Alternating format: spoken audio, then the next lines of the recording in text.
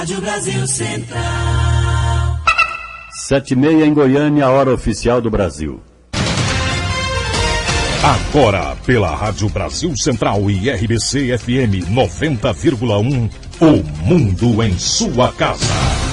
O jornal falado de maior tradição no Centro-Oeste brasileiro. O Mundo em Sua Casa. A informação em cima do fato. Um mundo de notícias no começo do dia.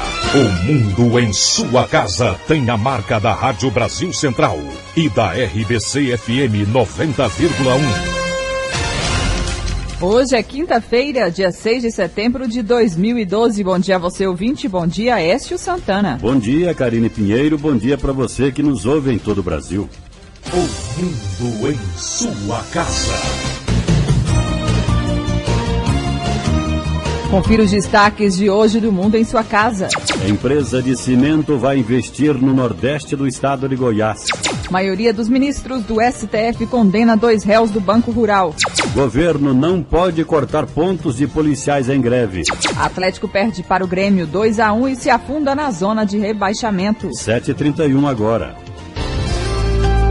O Mundo em Sua Casa. Tempo e temperatura. A previsão do tempo para hoje em Goiânia é de céu claro a parcialmente nublado com névoa seca. Temperatura máxima poderá chegar aos 32 graus. A umidade relativa do ar fica entre 65% e 20%. Agora no Parque Santa Cruz, 20 graus. 7h32. O Mundo em Sua Casa. Manchetes dos jornais brasileiros. O Globo. Vitória do Verde. TCU manda invasor sair do Jardim Botânico. Decisão proíbe concessão de título a famílias que ocupam parque. Folha de São Paulo. Mensalão julgamento. Empréstimos do mensalão foram forjados, diz STF. O Estado de São Paulo. Dilma quer proibir operação padrão em greve de servidores. Correio Brasiliense, de lixo à revolução genética. Depois de concluir mapeamento do genoma humano, cientistas anunciam que material descartado são vitais para funcionamento dos genes. Valor econômico. Nova proteção tarifária atinge 4% da importação. Estado de Minas, eles gastam gasolina nas férias, em pleno mês de recesso parlamentar e plenário vazio. Os vereadores de Belo Horizonte consumiram mais combustível do que em meses de trabalho.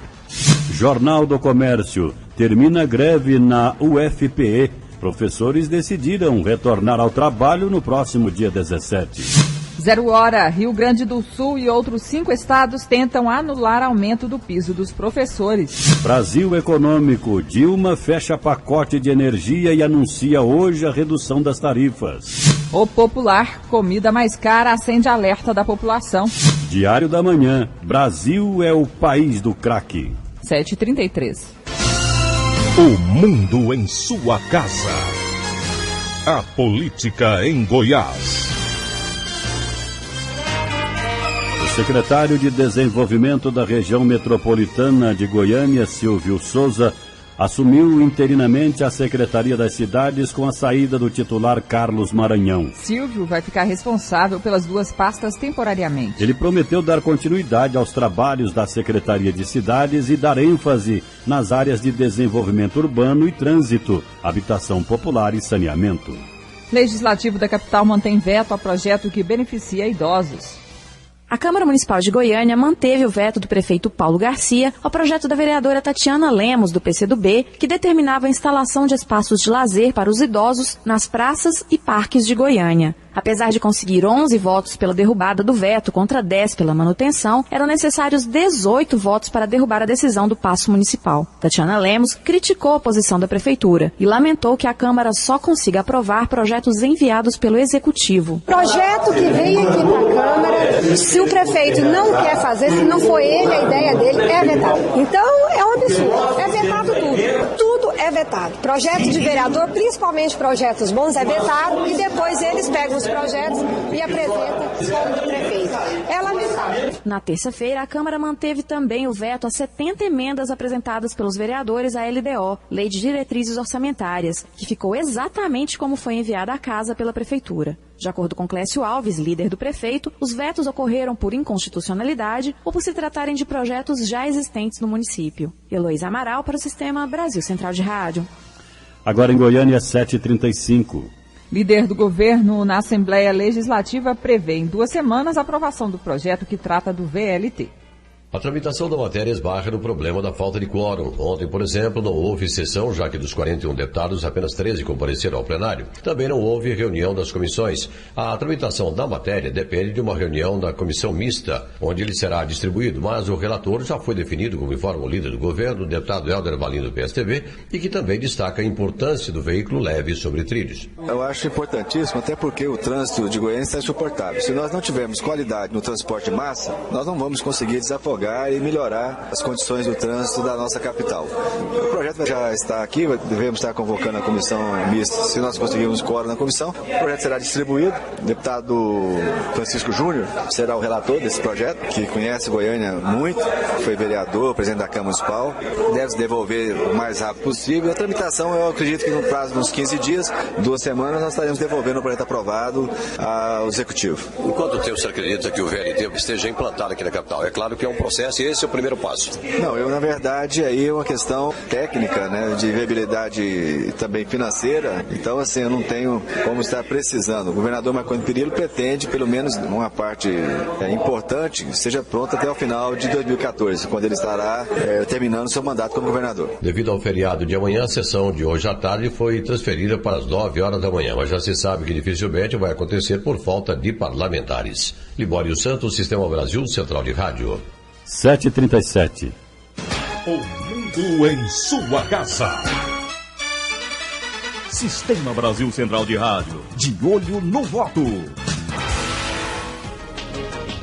Confira agora a agenda dos candidatos à Prefeitura de Goiânia para essa quinta-feira. O candidato do PPL, José Neto, se reúne às 9 horas com aliados na sede do partido. Às 4 da tarde, o prefeitável participa de reunião de planejamento de campanha. Às 8 da noite, José Neto se reúne com equipe de panfletagem. Elias Júnior, do PMN, às 9 horas, faz caminhada na Avenida Mangalô, no setor Morada do Sol. Às 2 da tarde, o candidato se reúne com a equipe de campanha. Às 4h30, Elias Júnior caminha no Jardim Curitiba 4. Às 7 da noite, o prefeitável visita a feira do setor Balneário Minha Ponte. O candidato Paulo Garcia, do PT, às 8 horas, se reúne com lideranças de empresas de TI. Às 11 horas, o prefeitável visita o camelódromo e o Mercado Central. Às 4 da tarde, ele concede entrevista a uma emissora de televisão. Às 5, Paulo Garcia caminha na Vila Regina. Às 7 da noite, o candidato se reúne com apoiadores. A partir das 8 horas, Paulo Garcia se reúne com vereadores aliados. Isaura Lemos, do PCdoB, visita às 8 horas a Ceasa. Ao 12h30,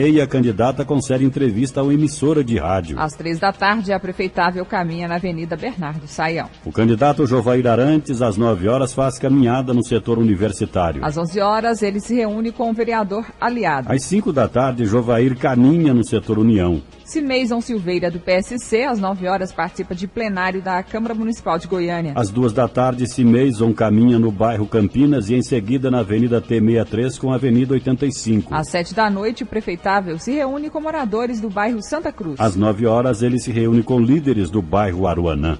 O candidato do PSOL, Reinaldo Pantaleão, e Rubens Donizete, do PSTU, não divulgaram a agenda. Agora em Goiânia, são 7 horas e 39 minutos. Jovair Arantes visita a sede da Federação do Comércio de Goiás. O prefeitável Jovair Arantes, do PTB, ouviu sugestões de comerciantes para compor o plano de governo em reunião na tarde desta quarta-feira na FEComércio. O candidato à Prefeitura de Goiânia fala das reivindicações e o que pretende fazer para atender os pedidos. Nós estamos aqui para ouvir.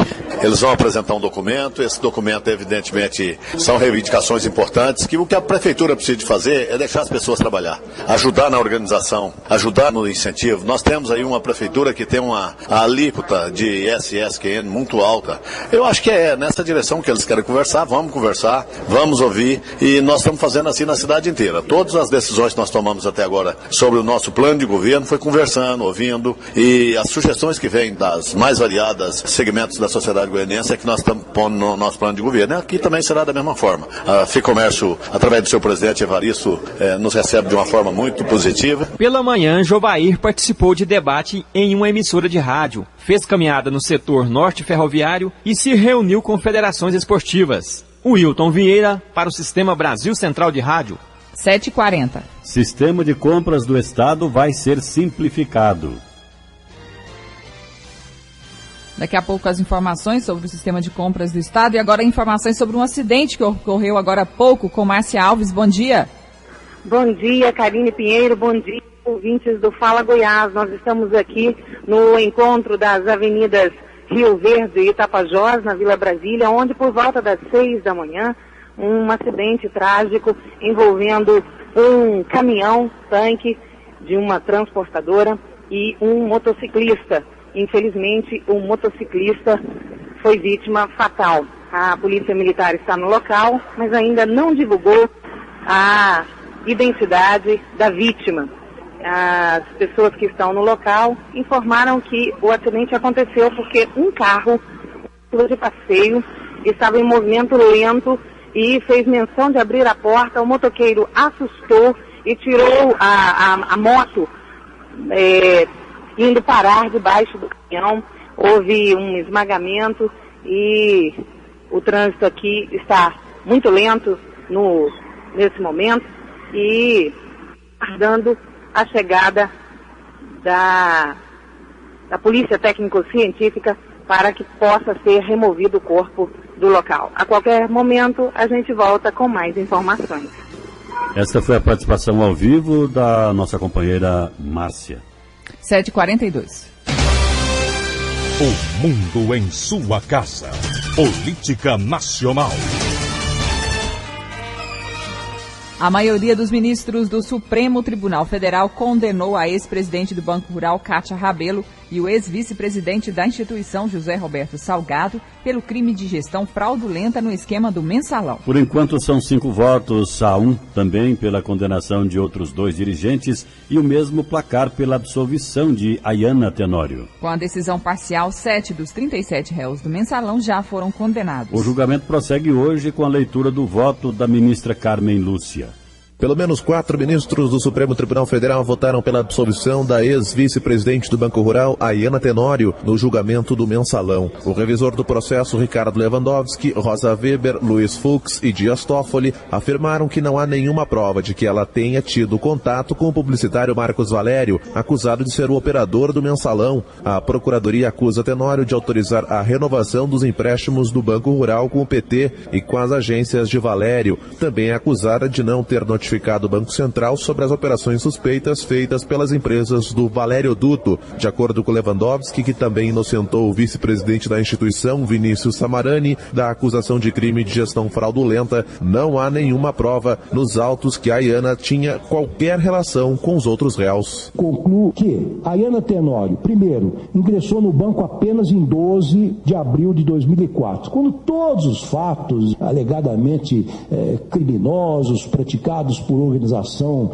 também criminosa já tinham ocorrido e praticamente se esgotado. No período em que nele esteve empregada, ela participou formalmente de apenas 2 renovações de empréstimo para as empresas ligadas a Marcos Valério, depois de várias anteriores já aprovadas. Por todas estas razões, voto no sentido de julgar improcedente a presente ação penal para absolver a Ayana Tenório Torres de Jesus da acusação de ter incorrido nas sanções do artigo 4º do Código de Processo Penal. Já a ministra Rosa Weber votou pela condenação da ex-presidente e acionista do Banco Rural, Kátia Rabelo, do ex-vice-presidente José Roberto Salgado e do atual vice Vinícius Samarani. Sobre a ex-vice-presidente do Banco Rural, Ayana Tenório, Rosa Weber votou pela absolvição da executiva por entender que não havia provas da participação da dirigente nas fraudes descritas pelo Ministério Público Federal. O meu voto é no sentido de condenar pelo crime de gestão fraudulenta de instituição financeira, artigo 4º caput da Lei 74/92 de 86, os acusados Kátia Rabelo, José Roberto Salgado e Vinícius Samarani, acompanhando o eminente relator. E por absolver Ayana Tenório Torres de Jesus da mesma imputação, a falta de prova suficiente para a condenação,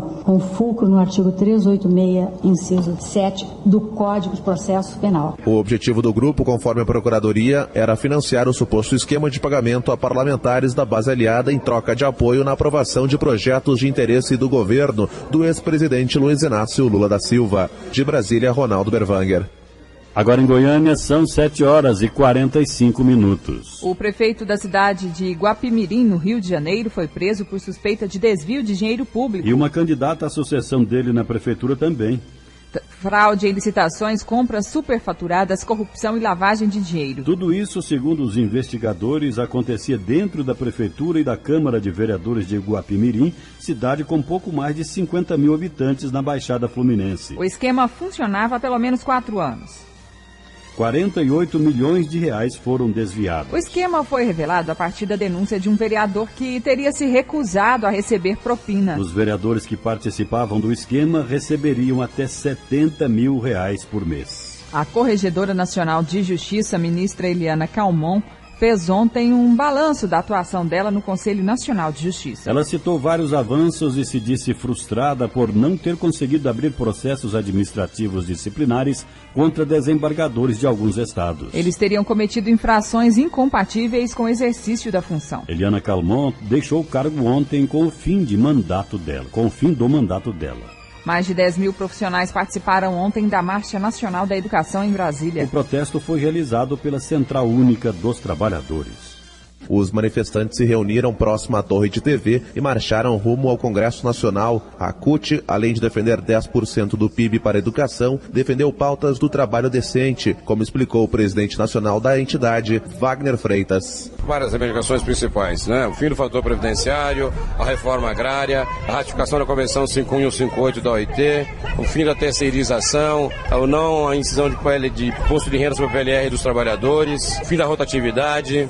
A realidade são essas as principais reivindicações nossas. De acordo com o presidente Wagner Freitas, a CUT irá cobrar dos poderes executivo e legislativo maior comprometimento com a agenda da classe trabalhadora. Nós vamos hoje procurar os congressistas, temos audiência marcada com o Marco Maia, presidente da Câmara dos Deputados, temos audiência com a Edeli Salvati, temos também audiência com os líderes partidários para levar as reivindicações da pauta da classe trabalhadora. Na última quinta-feira, durante a 39ª reunião do Conselho de Desenvolvimento Econômico e Social, a presidente Dilma Rousseff apoiou a destinação de 10% do PIB para a educação, desde que haja recursos. Ela falou ainda sobre 2 fontes de verbas para o ensino, royalties do petróleo gerados a partir de novos contratos e 50% do Fundo Social do Pré-Sal. Foi a primeira vez que Dilma assumiu publicamente o compromisso. De Brasília, Ronaldo Berwanger. 7h48. A votação da medida provisória do Código Florestal na Câmara dos Deputados foi novamente adiada ontem. Não houve quórum para apreciar o texto. Com a indefinição sobre o tema, a MP corre o risco de perder a validade. A Câmara tem somente até o fim desta semana para avaliar a matéria por causa do encerramento dos trabalhos do Congresso, que vai acontecer na semana que vem em razão do período eleitoral. A Justiça Federal concedeu liminar impedindo a União de descontar os dias parados dos policiais federais que estão em greve desde o dia 7 do mês passado. De acordo com o despacho, os servidores têm direito constitucional à greve, desde que sejam mantidos os serviços essenciais prestados pelo órgão. Agora em Goiânia são 7 horas e 49 minutos. O mundo em sua casa. Se a sua empresa busca reconhecimento, anuncie em uma emissora de credibilidade. Rádio Brasil Central 1270, AM, ondas curtas e tropicais. A certeza de resultado. Qualidade com alcance em todo o território nacional. Ligue 3201-7686. Rádio Brasil Central, comunicando com o mundo.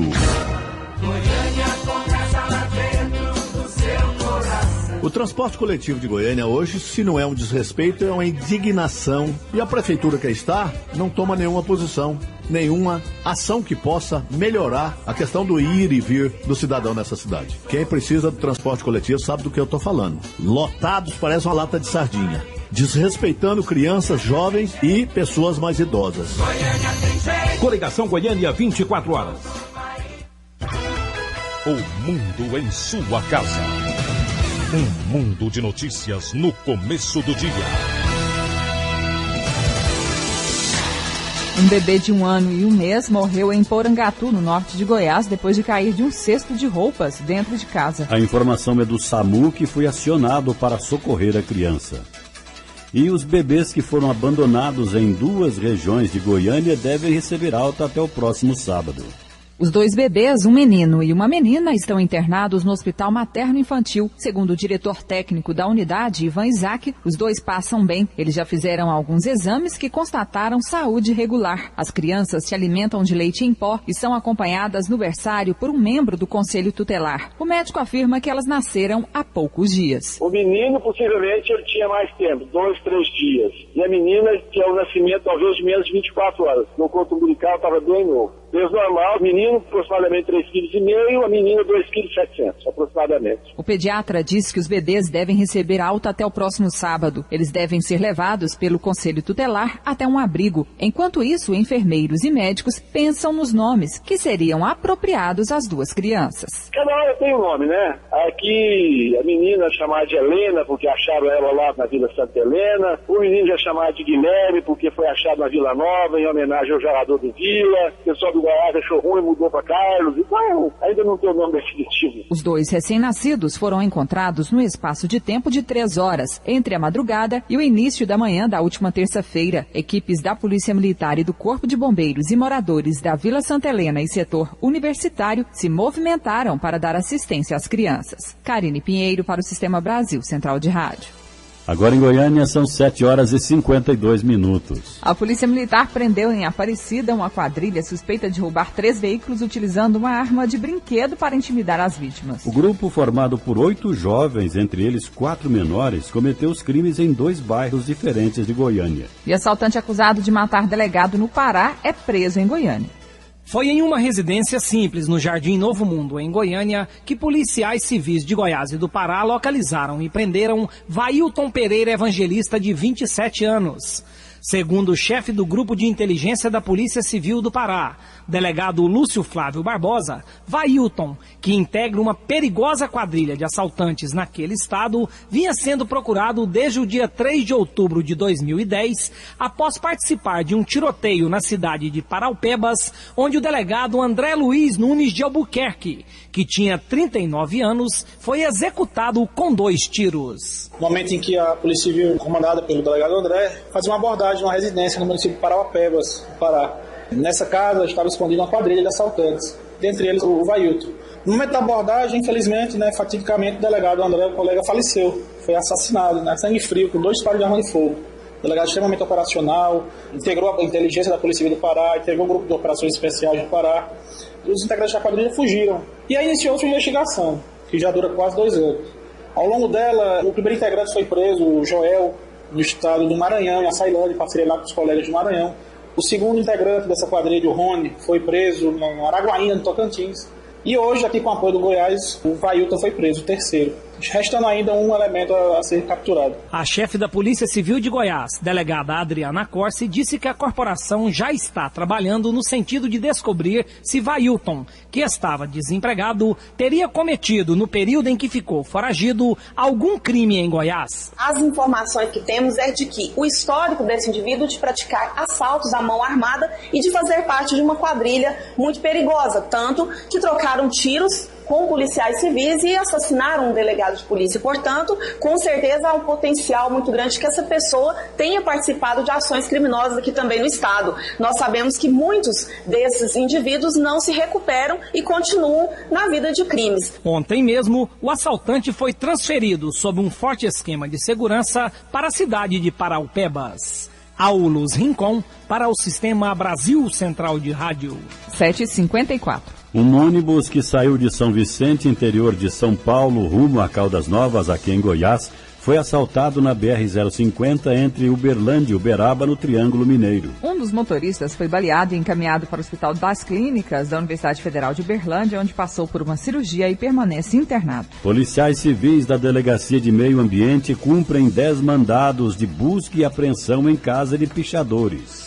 A investigação já vinha sendo feita há mais de 1 ano nas cidades de Aparecida de Goiânia, Goianira e Goiânia. Foram encontrados nas casas dos pichadores materiais como CPUs, pendrives, rolos, latas de tintas, spray e até equipamentos de rapel.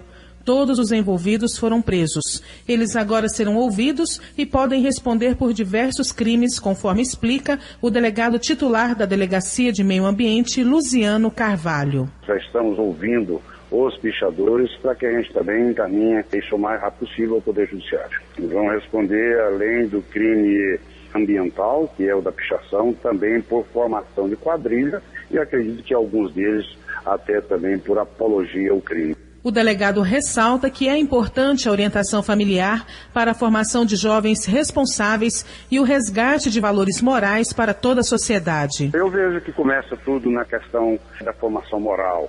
Nós temos uma família que está perdendo seus valores morais, e isso leva para a escola para recuperar e é impossível, passa para a sociedade passa para o governo e de repente ninguém é responsável. Eu vejo que todos nós somos responsáveis, é sem dúvida uma questão de educação moral, mas compete buscarmos alternativas, soluções precisam existir para a questão da pichação, mesmo porque a pichação ela é uma porta aberta para diversos tipos de crimes. Alguns integrantes de quadrilhas estão aí presos por tráfico de droga e até mesmo por assalto. Para denunciar casos de pichação, você pode ligar no número 197.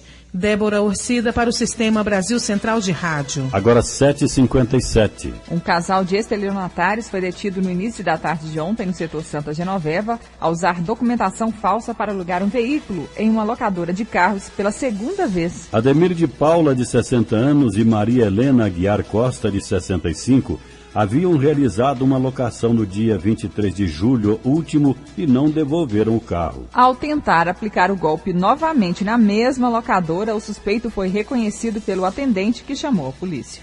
Presa quadrilha acusada de praticar o golpe do empréstimo consignado em Goiânia. Gleison Rodrigues de Lima, Rafael Luiz Ribeiro e Marisete Borges Matos foram presos pela Polícia Civil, acusados de integrar uma quadrilha especializada em aplicar golpes em servidores públicos que solicitavam empréstimo consignado. Mentor intelectual do grupo e fundador da empresa BV Business, Vitor Hugo Borges e outros 2 comparsas, Tiago Rodrigues Chaveiro e Leonardo Borges Fernando, estão foragidos, relata o adjunto do 5º Distrito Policial, delegado Carlos Eduardo Galieta, que conta como era aplicado o golpe que pode ter gerado à quadrilha um faturamento superior a R$1 milhão. Eles faziam empréstimos com servidores da Secretaria do Estado, normalmente da Secretaria da Fazenda, em razão do elevado valor dos contra-cheques. Posteriormente, eles desviavam dinheiro dessas vítimas para as contas pessoais deles. Ao invés de fazer a quitação da instituição financeira, eles faziam desvio para as contas próprias. Eles alegavam para as vítimas que estavam fazendo a quitação das vítimas, porém essa quitação não acontecia. Em um primeiro momento, a vítima é a pessoa física, o servidor público. Mas de forma indireta, a instituição financeira, porque ela deixa de receber do servidor quando já estava a dívida averbada. E ela foi desaverbada para criar um novo crédito. Com os 3 presos, foram apreendidos 4 veículos, sendo 2 de alto luxo, uma motocicleta, joias, televisores de última geração, relógios e roupas importadas. Produtos que teriam sido obtidos com o montante apurado com o golpe. Aulus Rincon para o Sistema Brasil Central de Rádio. 7h59. Ministério Público promove curso para capacitar professores da rede pública no combate às drogas. Cerca de 2.000 professores de 492 escolas da rede estadual de ensino serão capacitados para prevenir o uso de drogas por meio do programa Interação. As vagas foram conquistadas a partir de uma parceria entre o Ministério Público e a Secretaria Estadual de Educação. A coordenadora do Centro de Apoio Operacional da Educação, Simone Disconzi, explicou o porquê dessa iniciativa. O Ministério Público, desde o dia 5 de março, ele lançou um programa denominado Programa Interação, que trabalha o enfrentamento à questão das drogas no estado de Goiás. E no estado de Goiás, a Secretaria de Educação se comprometeu a fazer essa capacitação com o auxílio do Ministério Público. Simone Disconzi também apontou de que forma o curso pretende preparar os professores para enfrentar esse problema. Nós percebemos no estudo das estratégias desse programa que havia um despreparo por parte dos profissionais que trabalham nessa área com tanto o diagnóstico, a identificação dos casos de envolvimento de alunos com drogas, como com relação ao encaminhamento. E havia pouca orientação para os professores, que se sentiam impotentes diante das situações de indisciplina, violência dentro da escola, muitas vezes ligadas ao uso de drogas. Então, o curso, ele tem módulos específicos para essa identificação, como o professor pode saber identificar quando o aluno está em situação de risco, quando ele está expondo outros colegas a risco, quando há evidências de que essas crianças ou adolescentes estão usando ou traficando dentro da escola, e a partir do momento em que isso é abordado, como deve ser o encaminhamento, conhecimento da rede, né, do que existe em termos de assistência social, saúde, claro, com a abordagem correta, dentro do que os profissionais dessa área indicam. Todos os professores capacitados terão de desenvolver um projeto de combate às drogas em suas escolas. Lorena Borges, para o Sistema Brasil Central de Rádio. 8h01 em Goiânia. A Polícia Rodoviária Federal dá início daqui a pouco à Operação Independência, que vai até a noite de domingo, com o objetivo de fiscalizar, orientar e coibir os abusos dos motoristas neste feriadão de 7 de setembro. O inspetor Newton Moraes, chefe de comunicação social da Polícia Rodoviária Federal, está conosco e vamos conversar ao vivo com ele sobre mais detalhes do feriadão. Bom dia, inspetor. Bom dia a vocês, bom dia a todos aqueles que nos acompanham.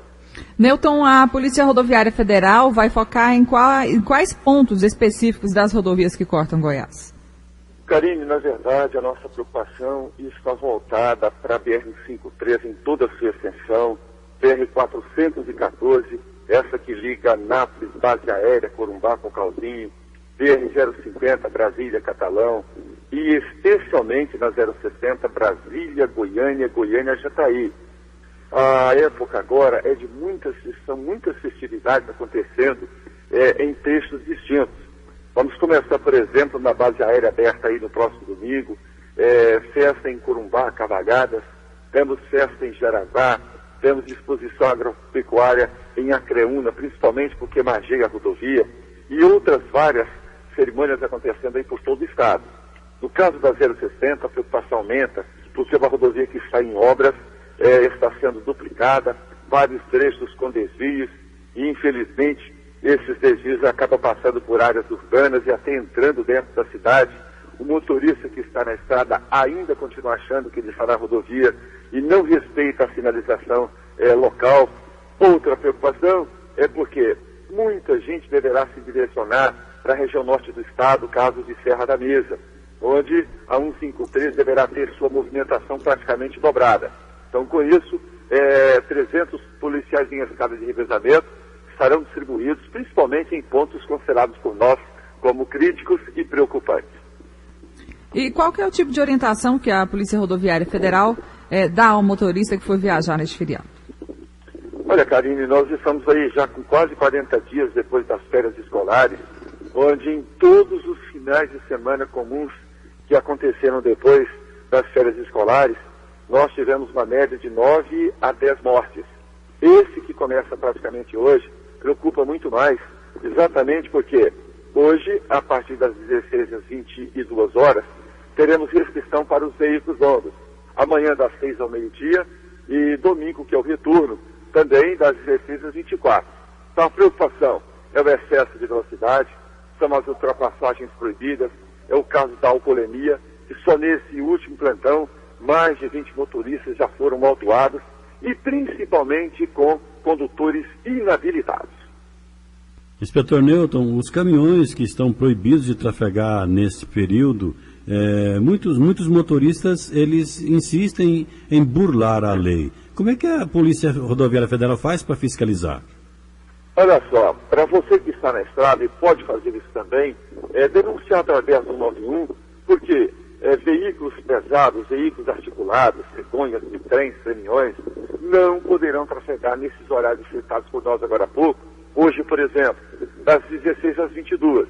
Aquele que estiver em trânsito será autuado, retido e o condutor multado. Agora é bom lembrar, essa restrição vale apenas para pistas simples. Lembrando ainda que só neste ano, quase 300 deles foram autuados por descumprimento da legislação. Inspetor Newton Moraes, chefe de comunicação social da Polícia Rodoviária Federal, obrigada pela sua participação aqui no Mundo em Sua Casa. Bom dia. Bom dia e um bom feriadão a todos. Agora em Goiânia são 8h05. Francisco Taveira Neto é o novo presidente do IPASGO. Ele foi um dos 5 indicados pelo Fórum Goiano em defesa dos servidores e serviços públicos na lista quíntupla, submetida à apreciação do governo para dirigir o Instituto. Bombeiros registram mais de 30 ocorrências de incêndio por dia em Goiás. O mês de setembro é considerado pelos bombeiros o mais crítico em relação ao aumento do número de incêndios no estado. O calor intenso e a baixa umidade do ar são fatores que aceleram a propagação do fogo. Este mês já foram registradas mais de 130 ocorrências de queimadas. Desde janeiro já foram quase 3.200 focos em Goiás, um aumento de 20% em comparação ao mesmo período do ano passado. E a situação causa danos à população que sofre com problemas respiratórios devido à poluição do ar. Além disso, aumenta a quantidade de acidentes nas rodovias. O coordenador da Operação Cerrado Vivo, Martiniano Gondim, alerta que a maioria dos casos de incêndios ainda se deve à falta de conscientização. As principais causas de incêndio é a vontade de colocar fogo. Nós temos aí muitas pessoas sérias, muitas pessoas preocupadas com o bem-estar da população com relação a essa qualidade do ar. Porque quando coloca fogo em vegetação, o problema não é só o consumir ali aquela vegetação que está colocando em risco as vidas das pessoas e às vezes esconder alguém mal intencionado. Mas é o subproduto, que é a fumaça, é a fuligem, que contribui para a má qualidade do ar. Então nós temos muitas pessoas preocupadas com isso. Mas ainda existem aquelas que insistem em colocar fogo mais da rodovia, em pastagem, para fazer limpeza diária, até mesmo da cidade, para limpar os lotes baldios. Ainda tem essas pessoas. O Corpo de Bombeiros está desde o mês de março trabalhando nessa operação em todo o estado, fazendo o trabalho preventivo, consultando os sindicatos rurais, treinando brigadistas que trabalham na prevenção, que fazem esse primeiro combate. Mas, no entanto, agora nesse período, é um período muito crítico, o incêndio continua acontecendo. Os casos de incêndios podem ser denunciados ao Corpo de Bombeiros pelo telefone 193. Karine Pinheiro para o Sistema Brasil Central de Rádio. Agora em Goiânia são 8h08. Santuário Matriz de Trindade comemora 100 anos. Paróquia do Divino Pai Eterno de Trindade comemora seu aniversário de 100 anos no próximo sábado, dia 8 de setembro. Para comemorar, os padres da paróquia e a comunidade estão realizando uma grande festa. É o que explica o padre Marco Aurélio. Nós estamos com uma agenda intensa, tendo início dia 6, véspera de feriado, abertura oficial do evento com o show do padre Antônio Maria. No dia 7, teremos apresentação de show com o padre Reginaldo Manzotti. Dia 8, a dupla Rodolfo e Rodrigo. Dia 9, o cantor Leonardo. E dia 10, Israel e Rodolfo. Tudo isso recheado com novenas, celebrações, quermesse, um espaço gastronômico confortável, gostoso. Dia 8 é um dia muito importante para nós. Nós celebraremos os 100 anos de construção do Santuário Matriz do Divino Pai Eterno. Nossa programação se estenderá até o dia 16, com encerramento da festa na missa campal com o Padre Robson, transmitida pela TV Rede Vida. Padre Marco Aurélio também falou sobre a expectativa do santuário em relação ao evento. Nós estamos esperando todos os dias da festa em torno de umas 100 mil pessoas. A festa vai acontecer no centro da cidade, ao lado da Igreja Matriz, um palco será montado, e do outro lado nós temos várias tendas já montadas, aguardando o povo para a quermesse. Para finalizar, o padre destacou a importância dessa comemoração para a cidade de Trindade. Trindade é uma referência nacional hoje no que diz respeito à devoção ao Divino Pai Eterno. É, sem dúvida, a nossa capital da fé. Então, celebrar os 100 anos de construção do Santuário Matriz é celebrar a construção da nossa cidade. O Santuário Matriz de Trindade foi reconhecido como Patrimônio Histórico do Estado de Goiás em 1984. Lorena Borges para o Sistema Brasil Central de Rádio. Agora em Goiânia são 8h10. A seguir as notícias do esporte com José Calazans. O mundo em sua casa. Goiânia tem jeito, com Jovem e prefeito. No nosso governo, vamos priorizar os que mais precisam do serviço público. Vou aproximar a prefeitura dos bairros, criando 10 regionais administrativas, para realizar serviços públicos com qualidade e rapidez. É você que tem que decidir o que vai fazer no seu bairro. Um prefeito não pode ser omisso. A prefeitura comigo tem lado, o lado das pessoas que mais precisam. Coligação Goiânia, 24 horas. O mundo em sua casa. O jornal falado de maior tradição no Centro-Oeste brasileiro.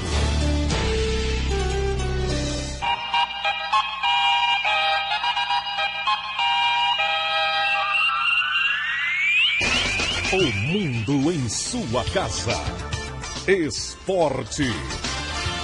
Bom dia, Atlético não resistiu ao futebol do Grêmio e saiu do Estádio Olímpico em Porto Alegre com mais uma derrota. O Atlético voltou a decepcionar no Campeonato Brasileiro. Mais uma derrota, 2-1 diante do Grêmio. Apesar da derrota, os jogadores até comemoraram. Afinal de contas, o time teve um desempenho bem diferente no jogo de ontem daquele contra a Ponte Preta. O segundo tempo do Atlético foi bem superior ao primeiro, tanto é que teve várias oportunidades. Mas o resultado final foi 2-1. Os 2 gols do Grêmio, marcado por Elano, o do Atlético pelo lateral direito Marino. Domingo o Atlético enfrenta a Portuguesa, 6h30 no Serra Dourada. Eric Maravilha, direto de Porto Alegre, para o Sistema Brasil Central de Rádio. O Atlético volta a campo no domingo quando recebe a Portuguesa às 6h30 da tarde no estádio Serra Dourada. Nesse jogo a equipe não terá Hernandes, que recebeu o terceiro cartão amarelo na partida desta quarta-feira. Joilson foi punido no STJD com suspensão em 4 jogos. O meia já cumpriu 1 e desfalca a equipe do Atlético em mais 3 partidas. Não joga contra a Portuguesa, Coritiba e Fluminense.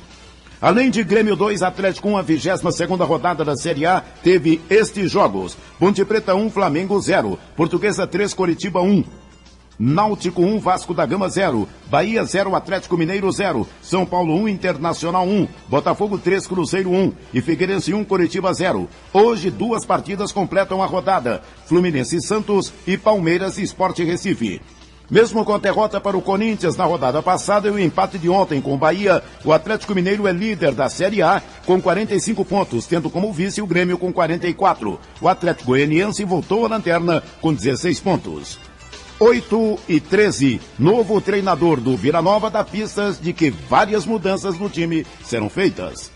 O técnico Ney da Mata comandou ontem o primeiro coletivo da semana visando o jogo de sábado contra a Chapecoense no estádio Serra Dourada. 6 novidades no time titular ao todo. Saíram o lateral direito Thiago Rian, os zagueiros Jean Pablo e Toninho, o volante Ricardinho, além do meia Rafael Carioca. Este está suspenso, foi expulso na derrota para o Oeste. As novidades no time: Nego voltando de suspensão na lateral direita, o César Gaúcho no miolo de zaga, Edinho recém-contratado na lateral esquerda, Israel e Edu Amparo no meio-campo, além de Wesley no ataque. Com isso, o time do Vila ficou assim: Júlio César, Nego na direita, César Gaúcho e Rafael Vaz no miolo de zaga, Edinho na lateral esquerda. O meio-campo com Mancuso, Ederson, Israel e Edu Amparo. No ataque, Pedro Júnior e Wesley. Na metade do treino de ontem, saiu o Mancuso e entrou o Ricardinho. Saiu também Israel para a entrada do Caio. Paulo Massad para o Sistema Brasil Central de Rádio. E corrigindo o resultado de Portuguesa e Coritiba, Portuguesa 3, Coritiba 0. As atitudes irresponsáveis dos torcedores do Cruzeiro no clássico diante do Atlético Mineiro pela última rodada do primeiro turno na Arena Independência custaram caro para o Clube Mineiro. Em julgamento realizado ontem à noite, o STJD puniu o Clube Celeste com a perda de 6 mandos de campo no Campeonato Brasileiro. A punição vai valer a partir do jogo contra o Vasco da Gama no dia 16 de setembro pela 25ª rodada. A diretoria Azul Celeste ainda pode entrar com recurso para diminuir a punição e é provável que o número seja diminuído para 3 partidas. 8h15. Volante e Seleção Brasileira é apresentado na Serrinha. Para o jogo neste sábado contra o CRB no estádio Rei Pelé em Maceió, o Goiás terá 2 retornos. Os jogadores Egídio e Amaral, que cumpriram suspensão. Diretoria do Goiás, que apresentou ontem Dudu Cearense, volante, 29 anos, estava no Atlético Mineiro, jogador que inclusive foi campeão da Copa América em 2004 pela seleção brasileira. O presidente do Conselho Deliberativo, Ailê Pinheiro, esteve presente e não está satisfeito com a atual campanha do Goiás, que é o 3º colocado. Para o homem forte do time esmeraldino, o Goiás teria que estar na liderança. Humberto Castro, para o Sistema Brasil Central de Rádio. 8h16. O ex-piloto de automobilismo que perdeu as pernas durante um gravíssimo acidente durante uma corrida, o italiano Alessandro Zanardi, conquistou a medalha de ouro na prova da bicicleta de mão, categoria H4, nas Paralimpíadas de Londres ontem. Na disputa contra o relógio, Zanardi foi o mais rápido, 27 segundos, antes do alemão Norbert Mosandil, que ficou com a medalha de prata. O americano Oscar Sanchez foi o terceiro atleta mais veloz da prova e conquistou o bronze. O Brasil conquistou as medalhas de ouro, prata e bronze na prova de 100 metros para deficientes visuais nas Paralimpíadas de Londres. Teresina Guilhermina ficou com a primeira posição, seguida por Jerusa Santos e Júlia Santos. O Brasil ocupa a 8ª posição no quadro de medalhas, com 12 de ouro, 8 de prata e 5 de bronze. Às 8h17, do esporte é o que há. O mundo em sua casa. Comunicado da Justiça Eleitoral. O juiz da 127ª Zona Eleitoral, Rodrigo de Silveira, comunica aos eleitores que votam nas sessões localizadas na paróquia Santo Expedito que elas foram transferidas para a Escola de Governo de Goiás. Rua C, 135, Jardim América. A Justiça Eleitoral orienta o eleitor para que ele confira o seu local de votação pelo telefone 148 ou pela internet. Endereço www.tre-go.jus.br. Tribunal Regional Eleitoral de Goiás. O mundo em sua casa. Um mundo de notícias no começo do dia. Mais de 1.000 alunos da região do Jardim Tiradentes, em Aparecida de Goiânia, ganham a escola padrão século XXI. Os estudantes estavam entusiasmados com a nova escola. Eu achei que ficou bem melhor, porque antes a estrutura do colégio era muito ruim, né? E agora não, já melhorou muito e tá ótimo. A quadra, a sala mais confortável. O governador Marconi Perillo inaugurou o Colégio Estadual Jardim Tiradentes, na periferia de Aparecida de Goiânia, que vai atender 1.100 estudantes do ensino fundamental e ensino médio. O investimento feito pelo Estado foi de R$2.700.000 e a unidade foi feita no padrão século XXI, com quadra poliesportiva, auditório, centro de convivência e laboratórios. De acordo com o diretor do colégio, Neison Campos, a nova estrutura substitui a antiga, que era feita de placa. Não tinha espaço, de convivência nenhuma, um corredor entre as salas, com banheiros precários, com uma estrutura que oferecia risco até, e aí vale até citar que em 2010 a área da entrada caiu. Durante a solenidade de inauguração da escola, o governador Marconi Perillo falou sobre o IDEB goiano, que teve a maior evolução entre todos os estados do Brasil e anunciou mais investimentos em educação. Nós estamos criando prêmios para os melhores alunos, prêmios para os professores mais assíduos, estamos entregando dinheiro direto para os diretores a formar nas escolas, estamos comprando ar-condicionado para 600 escolas, tablets para 400 escolas, já entregamos bandas de música para quase 400 escolas, estamos, enfim, trabalhando para valer, para cumprirmos os 26 pilares da nossa reforma educacional e do Pacto pela Educação. Ainda nesse semestre, o governador Marconi Perillo deve inaugurar outras 2 escolas padrão século XXI, nos municípios de Mineiros e Nova Iguaçu. Paulo Henrique Santos, para o Sistema Brasil Central de Rádio. 8h19. Planejamento do desfile de 7 de setembro já está concluído. Já está definida a ordem da apresentação na Avenida Tocantins. O Exército abre o desfile, seguido pela Polícia Militar, Corpo de Bombeiros, Polícia Rodoviária Federal, Agência Municipal de Trânsito e Guarda Municipal. O ensaio geral aconteceu ontem na Marginal Cascavel. O inspetor da Guarda Municipal, Antônio de Pádua, fala sobre os preparativos para a comemoração. Repassamos o ensaio geral, já com o propósito do desfile de 7 de setembro. Está tudo pronto, pela parte da Guarda, tudo pronto para 7 de setembro. Tanto para o desfile quanto para a segurança do desfile que nós vamos fazer no palanque oficial de convidados. De acordo com o inspetor da Guarda Municipal, Antônio de Pádua, vai haver novidades no desfile deste ano. Esse ano a novidade da Guarda Municipal será o nosso com a irmã aqui de Aparecida de Goiânia, que vai desfilar com um pelotão, algumas viaturas deles e o nosso grupo, o novo grupo da Guarda, o Grupo Garra, que é o grupo de moto da Guarda Municipal. A concentração vai ser na Avenida Goiás a partir das 7 horas da manhã. Patrícia Almeida para o Sistema Brasil Central de Rádio. 8h20. A Getop vai restringir o tráfego de caminhões superiores a 3 eixos durante o feriado de 7 de setembro.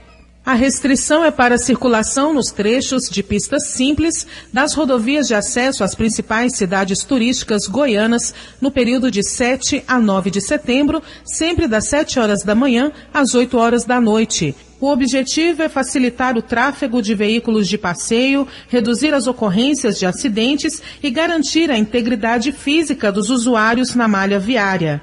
Válcio Ramos, gerente de operações e segurança rodoviária da AGETOP, ressalta que os motoristas que não respeitarem os horários de tráfego serão multados. Eles são multados, são muitas vezes retidos nas barreiras, porque esses tipos de caminhões eles precisam de uma autorização especial de trânsito.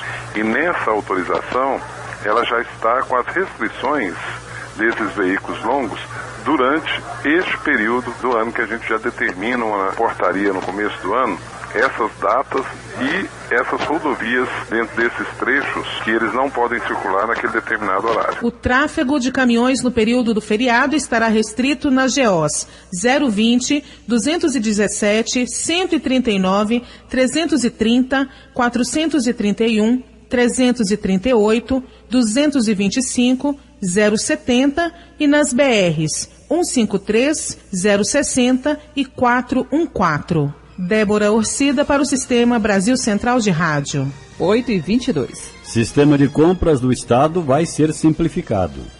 Várias mudanças prometem deixar o sistema de pregão eletrônico do Estado mais rápido. A Secretaria de Gestão e Planejamento apresentou nesta quarta-feira em Goiânia as adequações do portal Comprasnet, responsável por abastecer todos os órgãos da administração estadual através do cadastro de fornecedores. De acordo com o superintendente de suprimentos e logística da Segplan, Bruno Garibaldi, o novo sistema vai agilizar os processos diante da necessidade de atender a demanda gerada pelo Plano de Ação Integrada de Desenvolvimento. Os projetos do PAI terão prioridade de tramitação dentre os demais processos de aquisição e contratação no governo. Esses projetos precisam dar resultados o mais rápido possível. E o governo tem um sistema burocrático de compra até por determinação legal, mas é possível mudar sistemas para que o processo de aquisição seja feito de forma mais rápida e menos burocrática. A partir de agora, a análise de preços vai ser automática. Um programa de computador emite o preço de referência em poucos minutos, sem contudo comprometer as exigências da legislação. Nós até recentemente utilizávamos analistas de preços para avaliar se os preços realmente estavam de acordo com o preço de mercado.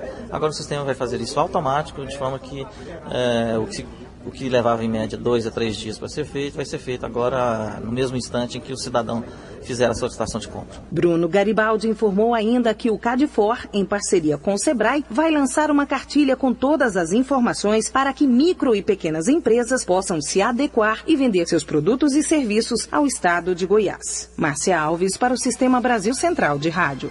Agora 8h24 em Goiânia. A empresa de cimento vai investir no Nordeste de Goiás. Governador Marconi Perillo assina protocolo de intenções com a CPX Goiânia Mineração S.A., que vai investir 450 milhões de reais na fábrica de cimento em Formosa. O empreendimento vai gerar cerca de 2.900 empregos diretos e indiretos. Em solenidade nesta quarta-feira, no Palácio das Esmeraldas, Marconi destacou o resgate histórico com o Nordeste goiano por meio desta obra. O que estamos fazendo aqui hoje não é apenas a assinatura de um protocolo de intenções para a instalação de uma grande indústria em Goiás. É mais do que isso. É uma reparação histórica em relação a uma das regiões mais promissoras, mas historicamente menos assistida pelo poder público. Eu faço um registro aqui da importância do papel do vice-governador, Dr. Zé, que é filho da região Nordeste. Desde que assumimos o governo, o cargo de governador pela primeira vez em 99, sempre tivemos a preocupação em reduzir ou eliminar as discrepâncias regionais. A chegada da CPX, Goiânia Mineração, inaugura uma nova fase no Nordeste. Claro que a gente quer levar indústrias para as outras partes do Nordeste. Esse é um desafio do Orsino, do secretário Baldido, do Ridoval, de todos os que estão envolvidos nessa área. Já o secretário estadual de Indústria e Comércio, Alexandre Baldi, fala da vinda dos empresários para Goiás. Conseguir trazer esses grandes empresários para investirem no estado de Goiás. Esse investimento da CPX, da ordem de 400 milhões de reais, que terá o benefício do FCO, que foi uma conquista do senhor governador, quando nós destravamos no Condel, em Brasília, a possibilidade de o FCO fomentar as empresas de cimento pelo FCO. A CPX Goiânia Mineração S.A. terá capacidade de produzir 35 mil metros cúbicos de cimento ao ano. Com isso, é possível fazer 56 milhões de quilos de cimento, 1 milhão de sacos de cimento, 140 mil metros cúbicos de concreto e 1.400 lajes de prédio, de acordo com a Consciente Construtora. Wilton Vieira, para o Sistema Brasil Central de Rádio. As contratações de crédito para material de construção da Caixa Econômica Federal tiveram alta de 409% entre os meses de abril e agosto deste ano. Segundo a instituição, só em agosto, cerca de 35 mil pessoas contrataram o financiamento. A alta se deve principalmente aos cortes nos juros cobrados para esta modalidade de financiamento. Agora 8,26 em Goiânia. Balança Comercial Goiana registra saldo positivo em todos os meses do ano. Exportações em agosto têm o melhor resultado até agora. Apesar da crise econômica no cenário mundial, Goiás apresentou um crescimento acima de 20% nas exportações, enquanto a média nacional caiu 3,6%. Somente este mês, as exportações no estado totalizaram mais de $500 bilhão, representando um crescimento acumulado de 330% em relação ao ano passado. De acordo com o secretário da Indústria e Comércio, Alexandre Baldi, os números mostram que Goiás vai superar todas as projeções esperadas para 2012. Goiás tem se tornado um estado cada vez mais visível, cada vez conquistando melhores índices, sendo um dos 3 estados que mais estão crescendo os seus níveis de exportação no país. Dos principais produtos exportados, soja, carne e milho correspondem a mais de 60% das exportações, entre outros produtos como máquinas e equipamentos elétricos e mecânicos, além de produtos farmacêuticos e veículos. Os principais compradores foram a China, Holanda, Índia, Rússia, Taiwan, Coreia do Sul, Irã, Arábia Saudita, Japão e Hong Kong. Na avaliação do secretário, o resultado se reflete em todos os setores da economia goiana. Vão conquistar novos investimentos, que serão novas indústrias, comércio, serviço, que possibilitará novos empregos, distribuição de renda e a melhoria de qualidade de vida para toda a população. Alexandre Baldi afirma que o momento é favorável para que o Estado conquiste novos mercados. Dados do Ministério do Desenvolvimento, Indústria e Comércio Exterior apontam que, com estes números, Goiás já representa quase 10% do total da balança comercial do Brasil. Márcia Alves para o Sistema Brasil Central de Rádio. 8h28. Apesar do aumento de 13% nas contas de energia elétrica, dirigentes da CELG diz que a empresa terá prejuízo. A conta de energia em Goiás fica mais cara pela segunda vez no ano a partir do dia 12, quando será aplicado o reajuste médio de 13,4%. O aumento foi aprovado pela Agência Nacional de Energia Elétrica. Em julho, o aumento aplicado foi de 9,9% para consumidores de residências e 21,01% para a indústria. O diretor comercial da CELG, Oscar Salomão, justifica o reajuste. O aumento que vai entrar em vigor no dia 12 de setembro é o aumento ordinário, é o aumento que a CELG deve ter todo dia 12 de cada ano. Então, nesse caso, nós vamos ter um aumento para as residências da ordem de 12%. Agora, ocorreu um aumento no final de junho, decorrente do descongelamento das tarifas, né, que estavam congeladas por 6 anos. Né? Então, durante 6 anos, o consumidor goiano não teve nenhum acréscimo da sua tarifa. Portanto, esse aumento de junho decorreu do descongelamento porque a CELG ela pagou 3 bilhões de dívidas e repactou outros 3 bilhões. Então, com isso, ela ficou apta ao descongelamento tarifário que ocorreu em junho.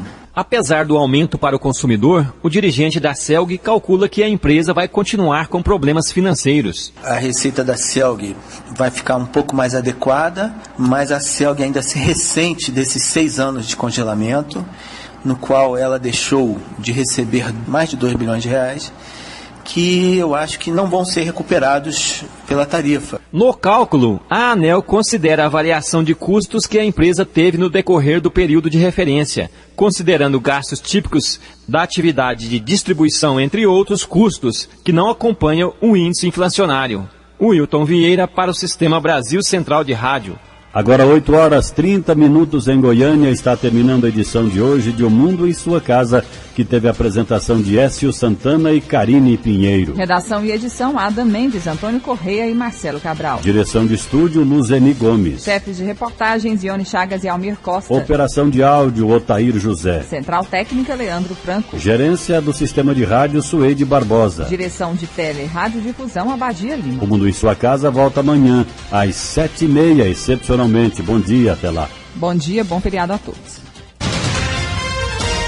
Este foi, pela Rádio Brasil Central e RBC FM 90,1, O Mundo em Sua Casa. O jornal falado de maior tradição no Centro-Oeste brasileiro.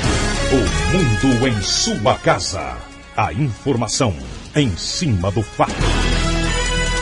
Um mundo de notícias no começo do dia. O Mundo em Sua Casa voltará sempre com a marca da Rádio Brasil Central e da RBC FM 90,1.